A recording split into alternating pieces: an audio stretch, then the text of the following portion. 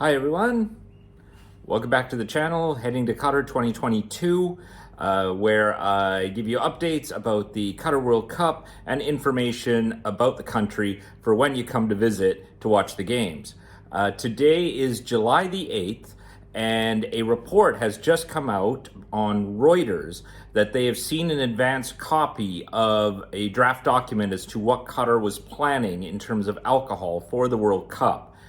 I've seen at least 4 or 5 other articles posting from it, including the Daily Mail, including Sports Illustrated, and other publications. Don't know how legit this is, but the Reuters article does say they've seen an advanced copy. So, what it says is that alcohol will not be allowed in the stadiums while the matches are being played, but it will be available for, I think, at most matches, before and after the game. Now, why most, I'm not sure. I'm going to speculate that maybe if the match is between, say, 2 Muslim countries, such as, for example, if Qatar was playing Morocco or something like that, then maybe they wouldn't allow alcohol at all at that game. But this is pure speculation by me. I have not seen this document. Also, alcohol will be available in a couple of other zones. There'll be one out by the Doha Golf Club. There will also be a fan zone area at a park near the Corniche called Al Bida Park.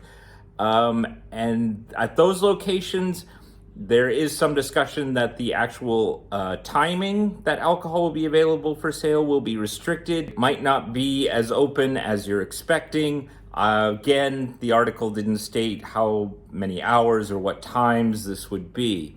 The article did correctly state that alcohol is not illegal in Qatar and that you can get it at hotels, and that there was only one liquor store that only residents can get it at. It did also note that alcohol was very expensive.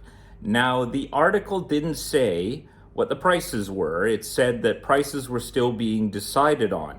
But I've seen some menus going around that apparently list the drink prices. I don't know if these are legit or not, so I'm not going to bother posting them. I mean, I saw one on Reddit and some other discussion forums. And if it was correct, then actually the prices weren't bad. It was looking like, a beer would be around $7, maybe $8. And wine would be available. I don't know about spirits, but you're kind of looking at that price range. But the menu seemed to indicate beer, cider, and wine would be available. And the prices would definitely be better than what you could get in a hotel. I don't know if that's legit or not. Like I said, the Reuters article said prices were not finalized yet. Now, I wouldn't be too concerned about this because apparently it was draft. We don't know what the final results are going to be, what Qatar's going to decide in terms of alcohol. And hey, okay, pure speculation on my part. Someone at the Qatar FIFA committee might have leaked this document just to gauge the reaction and then see, okay, well, let's see what the reaction is, and then the final release will be, something different based on the reaction.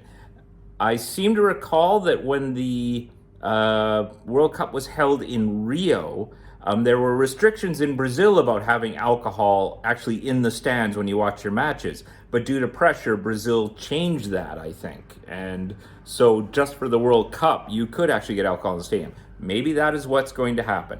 So if you see articles in the newspaper about alcohol is going to be super restricted in Qatar, bear in mind it all seems to be based on one article from Reuters, based on a draft report that they saw. It's not the final report yet. Qatar government hasn't said anything, and even that Reuters article said that prices were still being decided. So I'm not sure if you see any of these menus floating around with prices on them, how legitimate those are going to be. So take it all with a grain of salt, and we'll see what happens when the final word is released from FIFA or the Qatar FIFA committee. That's all I had to say, because I'm sure you've probably been reading up on this and you might see those articles, so I figured I'd take a look and address it. And thanks for coming to the channel, and hope to see you soon at the World Cup.